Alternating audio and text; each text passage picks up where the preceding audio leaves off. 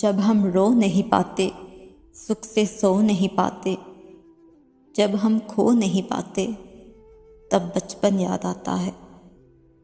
जब जिंदगी की फिक्र सताती है, हमारे तन को खाती है, जब दिन और रात का सुकून ले जाती है, तब बचपन याद आता है। जब हम टूट जाते हैं, जब अपने रूठ जाते हैं, जब सपने सताते हैं, तब बचपन याद आता है।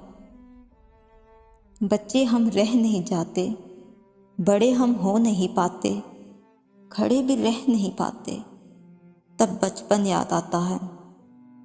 किसी का साथ सह नहीं पाते, अकेले हम रह नहीं पाते, भीड़ में कहीं खो जाते हैं, तब बचपन याद आता है। जब हम खुलकर किसी से कुछ कह नहीं पाते, खुलकर हंसने के लिए तमीज़ चाहिए, रोने के लिए तन्हाई चाहिए, तब बचपन याद आता है। वो माँ का प्यार, वो बाप की शफकत, वो बहनों के साथ आंगन में खेलना, माँ की गोद पर सर रख कर बातें कहते कहते सो जाना, तब बचपन याद आता है।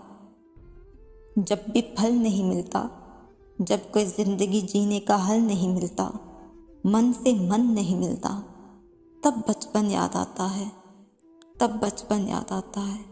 वो कहते हैं ना, खूबसूरत था इतना कि पता ही न चला कब, कहाँ और कैसे मेरा बचपन चला गया, मेरा बचपन चला गया।